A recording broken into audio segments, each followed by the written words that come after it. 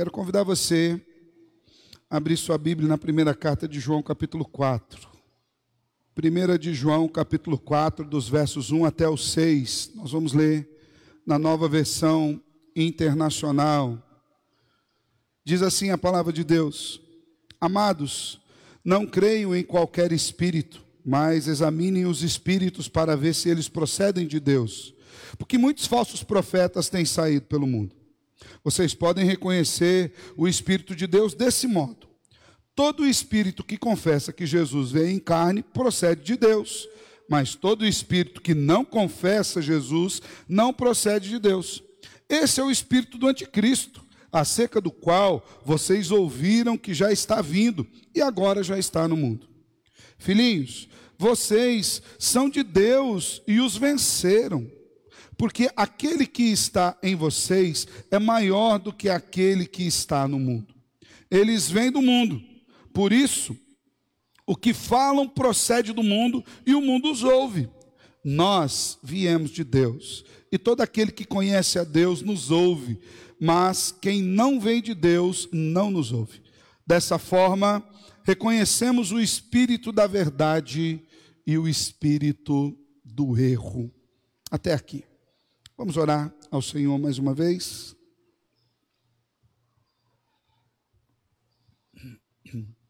Senhor, mais uma vez nós te louvamos pela oportunidade que o Senhor nos dá de hoje, logo após a escola bíblica, nós estamos reunidos aqui para bendizer o seu nome num culto de louvor e adoração matinal. Isso é uma bênção. Nosso coração se alegra, porque esse dia é o dia do Senhor. E nós queremos dedicá-lo todo ao trabalho na obra do Senhor. Fale conosco, Deus, nessa manhã, para que nós sejamos edificados e fortalecidos na verdade, Senhor. O texto das Escrituras já nos adverte contra os erros que estão nesse mundo. Que o Senhor abra os nossos olhos pela fé e pelo Teu Espírito que em nós habita. O Senhor nos mostra o caminho que devemos trilhar, sempre firmes no Senhor. É assim que nós oramos nessa manhã em Cristo Jesus. Amém e amém. Discernimento, irmãos. Presta atenção nessa palavra. Guarda essa palavra. Discernimento. Essa é uma boa palavra para o nosso tempo. É uma boa palavra para os nossos dias. Discernir é ter a capacidade de julgar as coisas de maneira clara e sensata. Discernir é ter critérios e bases para entender a validade e a veracidade de alguma coisa. Discernir é ter capacidade de análise, de apreciação, de distinguir entre uma coisa e outra. Nós somos chamados a discernir em todos os momentos, em todas as áreas da vida. Nós exercitamos essa faculdade do discernimento. Nós somos chamados diariamente a discernir entre o certo e o errado. Não somos assim? Temos que discernir entre o bonito e o feio, questões estéticas, e como isso tem sido interessante nos nossos dias. Aquilo que os alunos faziam como garrancho nas escolas anos atrás, hoje tem gente expondo em galeria dizendo que é arte. Perderam a capacidade de discernimento do belo, daquilo que Deus fez. Somos chamados a discernir entre aquilo que é perigoso e aquilo que é seguro. Nós precisamos medir a questão do perigo, avaliar, para saber se nós praticamos ou não. Somos chamados a discernir entre o remédio e o veneno. Às vezes está no mesmo vidro, mas é a dose, é o nosso discernimento da dose, que vai dizer se aquilo vai sarar ou se aquilo vai matar. Discernir pode fazer toda a diferença, desde entre o belo e o ridículo, mas também e principalmente entre a vida e a morte. Nós temos que ter discernimento. Não apenas sobre gostos, estética e coisas naturais, nós precisamos exercer o discernimento. Mas também há algo muito mais importante e que tem uma influência sobre todas as demais áreas da vida, que nós também precisamos exercer o discernimento, e esse de maneira veemente, que é a questão da fé. É pela fé que nós moldamos todos os demais sentidos e gostos que nós temos na nossa vida. É pela fé que nós enxergamos, que nós lemos e entendemos tudo à nossa volta. Tudo é um ato de fé. Você percebe o mundo através da fé que você tem. Você percebe e experimenta esse mundo através da fé que você demonstra. É pela fé que nós somos chamados a andar, que nós somos chamados a viver. E é por isso que a fé deve ser a principal área de discernimento na nossa vida. Se tem uma área que eu e você não podemos deixar passar em branco, se tem uma área em que eu e você devemos estar profundamente atentos, essa área é a fé. O apóstolo João tem demonstrado toda a sua preocupação a esse respeito aqui nas suas cartas. Ele já tratou de temas muito importantes, sobre luz e trevas, sobre o amor, sobre a verdade, e sobre como ele se preocupa que os irmãos tenham um conhecimento de quem é Jesus, para que eles possam andar de acordo com essa verdade. João Calvino diz que o apóstolo João afirma aqui nesses primeiros versículos 3 questões bastante básicas. Em primeiro lugar, ele nos mostra um perigo grande de um caminho longe de Deus. E, portanto, ele nos exorta à prudência. Discernam, prestem atenção, analisem, provem. João está preocupado com isso. Em segundo lugar, ele prescreve como os crentes deviam cuidar-se, ou seja, fazendo a distinção entre os espíritos. Olha o que vem de Deus, olha o que não vem de Deus. Nós precisamos ter essa visão. Em terceiro lugar, ele realça um erro em particular, de que muitas pessoas têm dado ouvido às coisas que não são de Deus, e isso é perigoso. Portanto, ele proíbe até mesmo de nós ouvirmos aqueles que negam que Jesus é o Filho de Deus que veio em carne. João inicia aqui uma advertência a respeito dos espíritos falsos que agem nesse mundo. E nós somos chamados a discerni-los. Nós somos chamados a prová-los. Nós somos chamados a analisá-los. É importante que nós lembremos que no tempo em que foi escrita em que foram escritas as cartas de João, ainda não tinha o Novo Testamento sido completo. Eles não tinham a Bíblia como nós temos nas mãos aqui. Eles não tinham lá um cânon de Gênesis a Apocalipse. Haja vista, Apocalipse não havia nem sido revelado ainda. Eles estavam vivendo o contexto da revelação divina. O Novo Testamento ainda estava aberto. Eles estavam recebendo revelações diretas de Deus através dos apóstolos. Então, aquilo que estava escrito até aquele momento ainda não era de conhecimento geral. E a igreja local, até a conclusão do Novo Testamento, até a configuração final do cânon, dependia de pessoas com dons espirituais específicos para lhes ensinar a verdade. Como o crente então podia saber qual que era a verdade que era transmitida por Deus? Por isso João fala, vocês precisam discernir.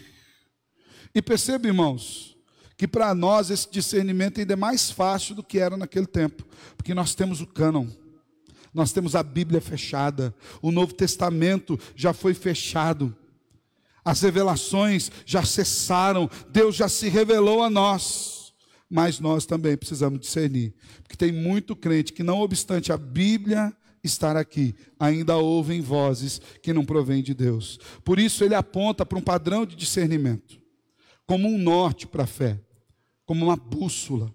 E é isso que eu quero tratar com os irmãos, sobre o discernimento espiritual. Isso é uma bússola para a nossa fé. A gente precisa tomar muito cuidado, e a gente precisa discernir aquilo que vem de Deus e aquilo que vem do mundo. Em primeiro lugar, como uma bússola, o discernimento ele é um alerta contra a fé sem fundamento. A gente precisa estar atento com respeito a isso. Quais são as bases da sua fé? Em que você crê? Pedro diz que nós precisamos estar prontos para responder a qualquer pessoa sobre quais os fundamentos, sobre quais as bases estão fundamentadas e edificadas a nossa fé. João aqui, a partir do capítulo 4, versículo 1, diz assim: amados, não creiam em qualquer espírito, mas examinem os espíritos para ver se eles procedem de Deus, porque muitos falsos profetas têm saído pelo mundo. Às vezes, lendo esse texto aqui, dá a impressão que a carta foi escrita ontem à tarde, né? De tão fresco que é isso aqui. Mas desde os tempos apostólicos já haviam falsos profetas. Nem todo aquele que diz ser de Deus, nem todo aquele que diz Senhor, Senhor, provém de Deus. E a gente precisa ter o discernimento com respeito a isso. Hoje parece que os crentes têm desenvolvido um estilo de fé muito simplista. Ah, pastor, mas falou em nome de Deus, está valendo. A igreja lá disse Jesus 2 vezes, está valendo. A gente passou na porta e ouviu aleluia, está valendo. A gente ouviu um amém, está valendo. Uma vez eu e a Patrícia estávamos num período de férias e fomos visitar uma igreja, naquele momento, que não convém dizer qual é agora. E depois do momento do louvor, subiu a pessoa para o púlpito e ela abriu um texto de Colossenses. Falei, ó, se lê o texto de bom, já está ótimo. O texto é bênção. Se leu direitinho, já o sermão está pronto. Começou lendo o texto, não acabou. E depois começou a falar: irmãos, cada coisa que era dita, assustadora. Não precisava ter lido a Bíblia, podia ter lido qualquer outra coisa. E foi distorcendo a palavra. E sabe o que mais me chamou a atenção? Não foi o erro do púlpito. Foi a quantidade de amém, glória a Deus e aleluia que nós ouvíamos para a distorção da palavra de Deus. E pela primeira e única vez na minha vida, nós nos levantamos e saímos antes de terminar o sermão. E não era desrespeito ao Senhor. Nós saímos em amor ao Senhor, em respeito ao Senhor, porque estavam destruindo a sua palavra no púlpito, ao som de aleluias e glórias a Deus. Nem todo espírito é de Deus. Algumas pessoas acreditam que tudo aquilo que leem, tudo aquilo que eles escutam de líderes religiosos pertence a Deus. Infelizmente, muitos conceitos que se imprimem nos papéis e se ensinam nos púlpitos não são verdadeiros. É por isso que João fala, irmãos, prestem atenção, não creiam em qualquer coisa. Pastor, mas ele está falando de espírito. Quando João fala de espírito aqui, o termo original em grego, dentro do seu contexto, ele não remete a uma entidade espiritual específica. A ideia de espírito aqui nesse texto, ela imprime a ideia de conteúdo de ensinamento, aquilo que está sendo pregado, aquilo que está sendo falado por alguém. Não é necessariamente uma entidade espiritual em si. Ainda que nós saibamos que Satanás está nesse mundo e busca enganar a todos, João não está falando da pessoa de Satanás e nem dos seus anjos em si, mas ele está falando de um pensamento demoníaco, um pensamento de mentira, de verdades dissolvidas, de ensinamentos de enganos, desassociados da verdade do Evangelho e da verdade de Deus. João está dizendo, irmãos, não creiam em qualquer coisa que é dita em nome de Deus. Até porque as pessoas têm usado o nome de Deus para cada atrocidade espantosa. Os cristãos devem ter fé. Nós devemos, somos chamados à fé, mas nós não somos chamados à credulidade vazia. É preciso ter critério para verificar cada mensagem que se escuta. É preciso ter critério até para saber se a gente precisa escutar aquela mensagem e se dá para continuar escutando aquela mensagem, inclusive para a glória de Deus. Tem muitos livros que nós deveríamos fechar para a glória de Deus. Tem muitos pregadores que nós deveríamos deixar de ouvir para a glória de Deus. Porque disseminam a mentira. Se a mensagem for realmente de Deus, ela será compatível com os ensinos de Cristo. A isso João afirma, amados, não creiamos em qualquer espírito, mas examinem para ver se eles procedem de Deus, Porque a gente tem muito falso profeta nesse mundo. Hoje nós vivemos na era do não julgueis, né? Não, pastor, quem pode julgar? A Bíblia pode julgar. Eu não posso, você não pode, a Bíblia pode. E por conseguinte, eu e você, na Bíblia, somos chamados a julgar. É o que João está dizendo aqui. Presta atenção. João, desde o seu tempo, já deixava claro que havia pessoas falando mentiras e usando o nome de Deus. Há gente que se diz verdadeiro profeta, mas é falso profeta. Até porque muitas pessoas hoje confundiram profetismo com adivinhação. Profetismo no tempo bíblico, irmãos, era apontar para o Messias que viria. E nos tempos de hoje é falar do Messias que já veio, é mostrar a verdade revelada. Isso é profecia nos dias de hoje. Revelar seu CPF, CNPJ da sua empresa, seu RG, isso não é profecia, isso é adivinhação. E a Bíblia manda apedrejar os adivinhadores. Não estou dizendo para você mandar pedra nele, não. Estou falando para você o asco que Deus tem dessas coisas que são usadas em nome dEle. Ah lá, a pessoa é profeta de Deus, revelou a placa do meu carro. No meu caso é até bom, porque às vezes eu esqueço mesmo. De vez em quando eu tenho que olhar a placa, olhar no documento.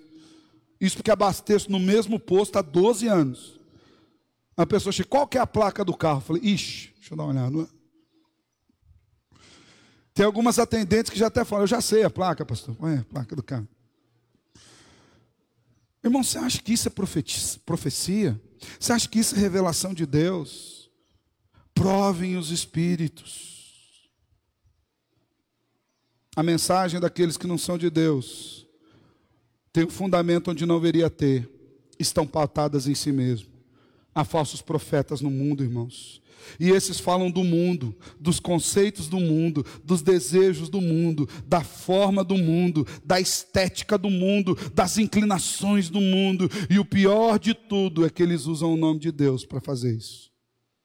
Provem, prestem atenção. E há muitas formas de provar os pregadores para descobrir se a sua mensagem verdadeiramente vem de Deus ou não. Uma maneira é comparar se as palavras deles estão de acordo com aquilo que a Bíblia diz. Se não estão de acordo, sai fora. Não perde seu tempo. Aquilo é enganação do diabo. Veja a ação dos irmãos de Bereia. Atos 17, versículo 11. O apóstolo Paulo, presta atenção nesse nome. Apóstolo, que era a função, e o nome Paulo. Pregador do evangelho.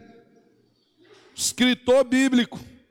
Homem santo de Deus, teve um encontro pessoal com o Salvador Jesus, viveu em cadeias por causa do Evangelho. Paulo ia pregando, e os irmãos de Bereia, diz aqui, os bereanos eram mais nobres que os de Tessalônica, pois receberam a mensagem com grande interesse, examinando todos os dias as Escrituras, para ver se era daquele jeito. Quem que estava pregando, irmãos? Paulo. E os irmãos de Bereia falaram, não, é Paulo mesmo, está valendo. Eles iam ver se conferia. Pastor Alessandro subiu no púlpito, pastor Márcio subiu no púlpito, qualquer pastor subiu no púlpito, vai para as Escrituras. Tudo que nós dissermos que estiver nas Escrituras, sigam. Porque vocês não estão seguindo a nós, estão seguindo as Escrituras. Tudo que nós dissermos que não estiver nas Escrituras, não sigam e nos exortem. Porque o ministério pastoral só tem fundamento, só tem valor, só tem autoridade se estiver nas Escrituras.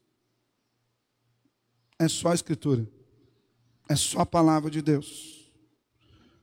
Os bereanos iam conferindo se era daquele jeito mesmo.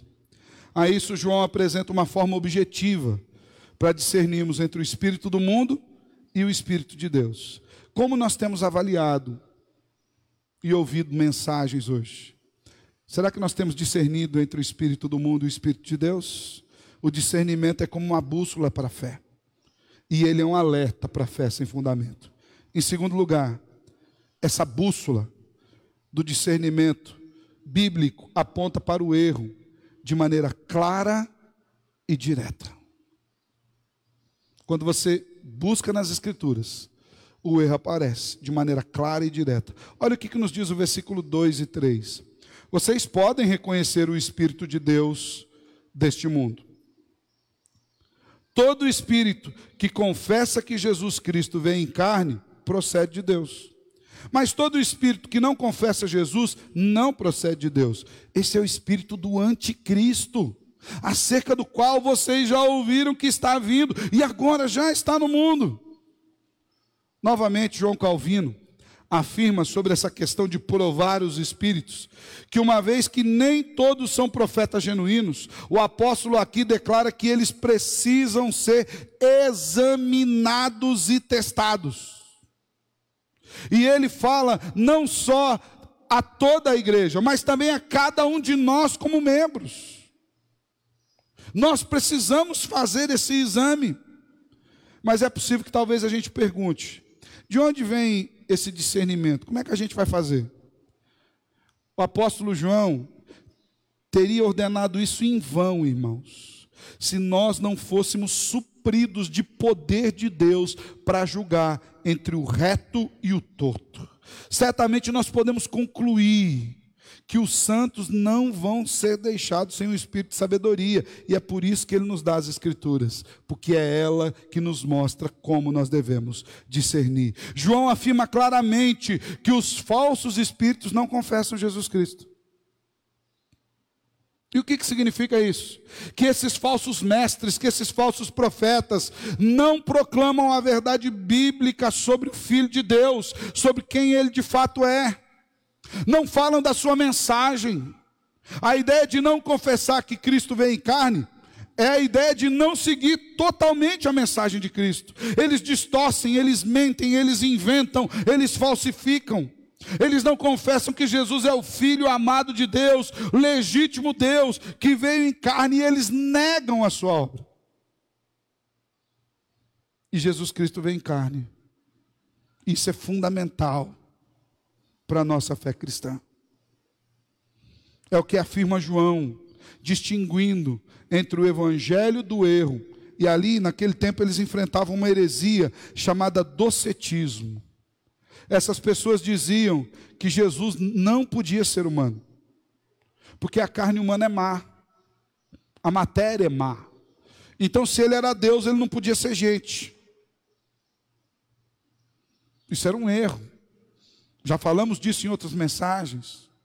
Nós temos pessoas assim hoje, que declaram que o Jesus que nós cremos não é esse Jesus que veio em carne, que envolveu-se, que ama, que está encarnado, que sente a dor do outro. Querem nos tirar desse mundo. A natureza humana de Cristo é essencial para que ele viesse como um homem e morresse pelos nossos pecados. Mas ele não era somente homem. Jesus é 100% homem e 100% Deus.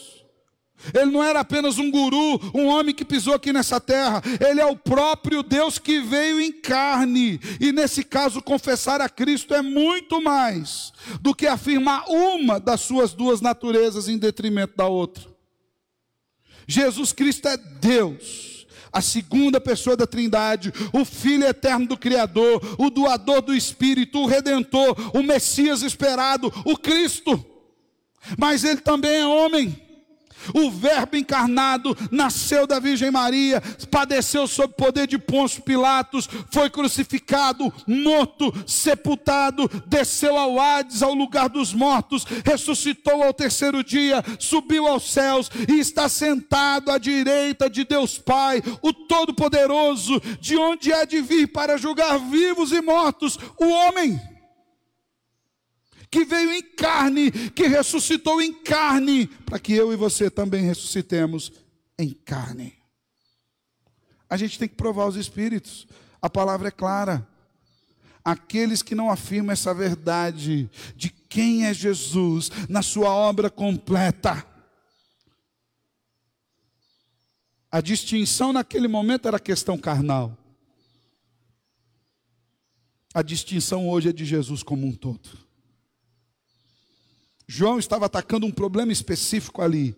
E hoje o nosso problema é a destruição da imagem de Jesus como um todo. A gente precisa discernir isso, irmãos. Isso aponta o erro de maneira clara e direta. A obra de Cristo é realizada por intermédio das suas duas naturezas. O Verbo de Deus que encarnou, viveu como um homem, morreu como um homem e foi ressuscitado na glória eterna, sendo em todo o tempo o Deus verdadeiro e encarnado. Qual a nossa confissão de fé? Quem é Jesus para nós? É um mero guru? É apenas uma ideia espiritualizada? Ele é o próprio Deus que pisou no mundo. É preciso discernimento. Qualquer mensagem que seja diferente disso não vem de Deus. É o espírito do anticristo que tenta nos apresentar outros redentores, como a beleza, a amizade, o alimento, o status quo, a finança. Qualquer coisa que entre nesse lugar de Jesus, que tente invalidar parte da obra de Jesus, esse é o anticristo. Preciso discernir. Em terceiro lugar, o discernimento espiritual, como uma bússola da fé, permite que nós avaliemos a nossa própria fé. E a gente precisa pensar nisso. Às vezes a gente fica com um sermão assim, e eu gosto desses sermões que tem muita teologia bíblica, e às vezes a gente joga isso para os outros, né? Esse é um negócio mais cult. É para a gente, é para avaliar a minha fé, naquilo que eu tenho crido. Versículo 4, João diz assim: filhinhos, vocês são de Deus e os venceram. Venceu quem? O espírito do anticristo, venceu o falso profeta. Porque aquele que está em vocês é maior do que aquele que está no mundo. Eles vêm do mundo. Por isso, o que falam procede do mundo, e o mundo os ouve. Mas quem que a gente tem ouvido? Warren Wiersbe afirma que há dois espíritos agindo no mundo.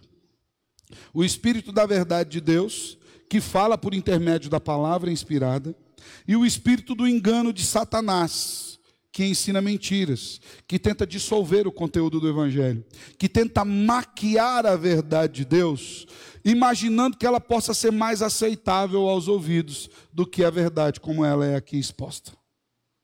Warren Wiersbe diz que esses dois espíritos se discernem assim: os filhos do Senhor reconhecem os mestres enviados por Deus, porque falam fundamentados no verdadeiro evangelho. Sabe quem que são os únicos que vão reconhecer a verdade do evangelho? Aqueles a quem o Senhor quer salvar. Só os filhos de Deus ouvem e discernem a voz de Deus. E os cooperadores de Satanás falam fundamentados na sabedoria do mundo. E quem os ouve? O mundo. Por que o mundo não gosta do evangelho, irmãos? Porque o evangelho os afronta. O evangelho fala de pecado. O evangelho, para ser uma boa notícia, precisa te dar a má notícia. E a má notícia é que estamos mortos nos nossos delitos e pecados, sem Deus, sem esperança, sem Cristo no mundo.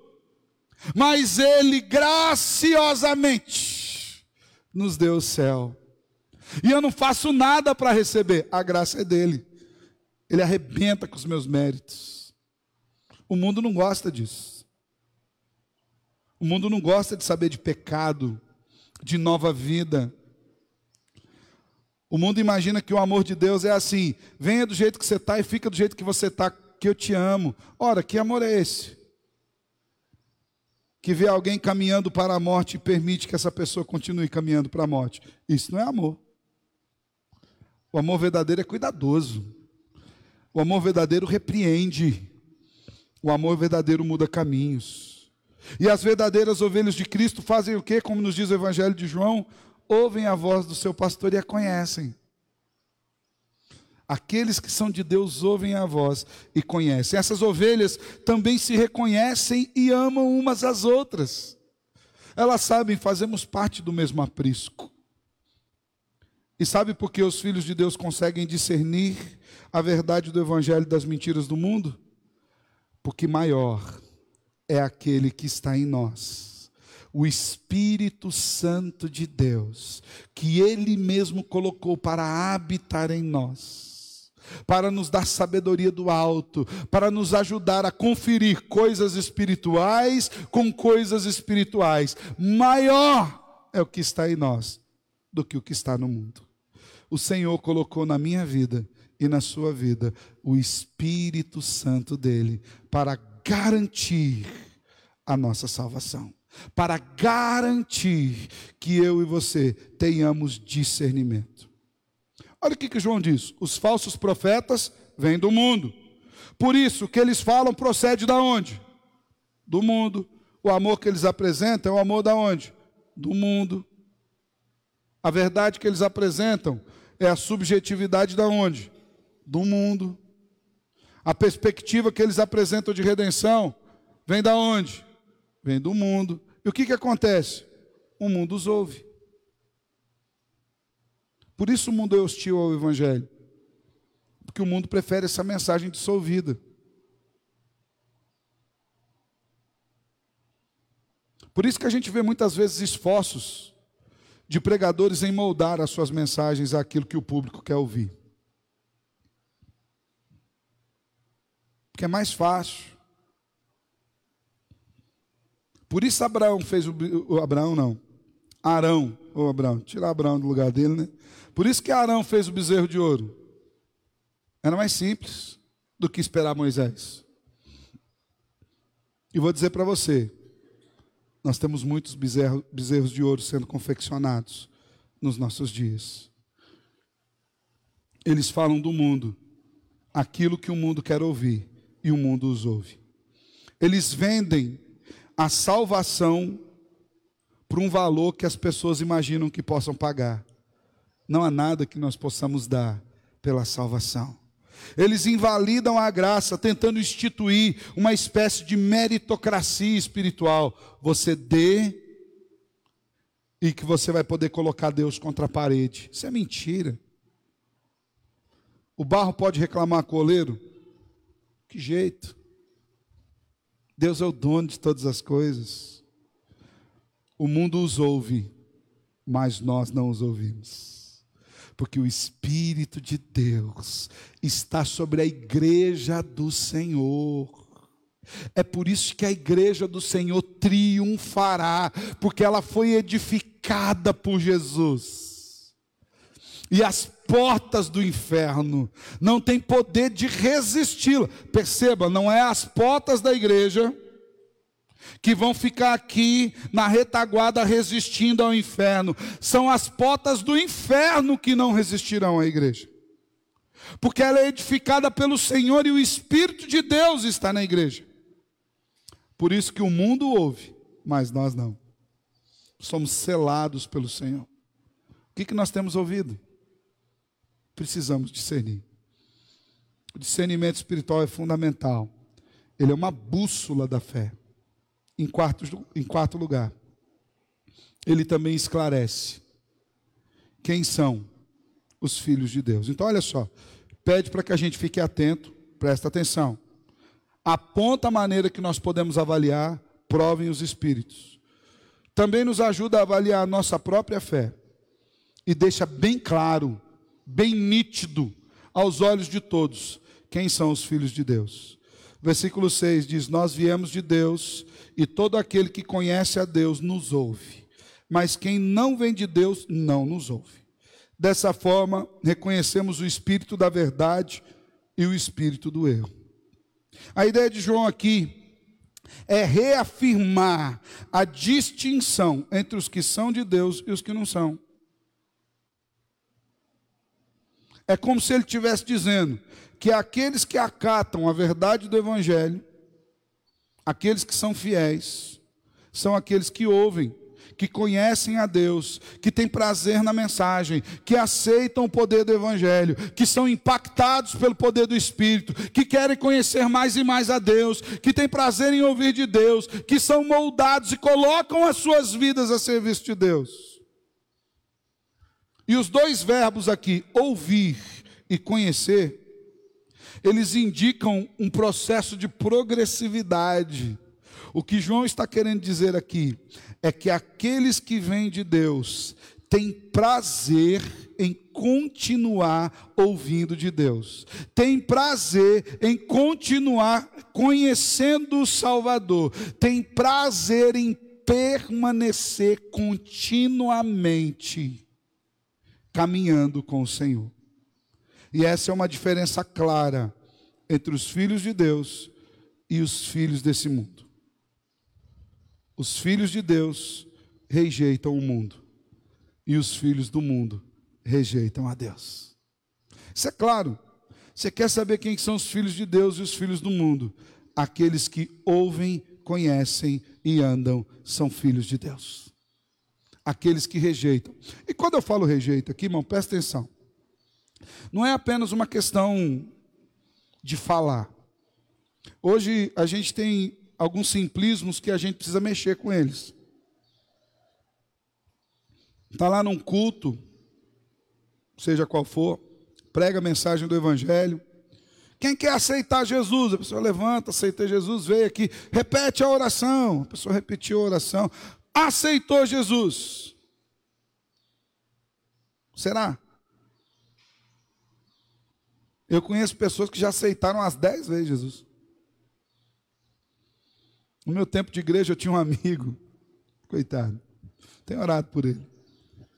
Mas você podia fazer apelo para qualquer coisa. Se ele estava no culto, você não estava sozinho. Qualquer apelo, ele estava... ia lá para frente. Aceitava tudo quanto é tipo de apelo. A questão de João não é apenas a questão verbal de você dizer, eu creio em Deus. João deixa claro aqui que aqueles que vêm de Deus, aqueles que são filhos de Deus, eles têm um prazer contínuo em conhecer a Deus, ouvir a Deus, praticar as obras de Deus, andar com Deus. A pessoa pode ser membro da igreja, pode ser o tal do conhecido crente de berço, que está ali desde toda a fundação da igreja. Se a vida dele não estiver fundamentada no Evangelho, de maneira que ele mostre isso claramente, andando com Deus, compromisso com Deus, ouvindo a Deus, valorizando a palavra de Deus, ele pode dizer o que ele quiser.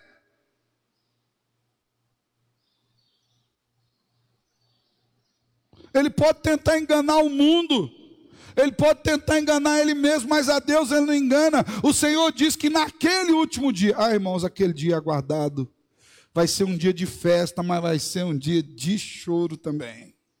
Porque naquele dia, muitos vão tentar chegar para o Senhor e falar, Senhor, no seu nome eu fiz esse negócio, no seu nome eu fiz aquele negócio, no seu nome eu adivinhei o CPF do fulano de tal, no seu nome eu descobri a placa do carro do pastor, eu vi o RG, no seu nome Jesus vai falar, você sai daqui, porque eu não te conheço.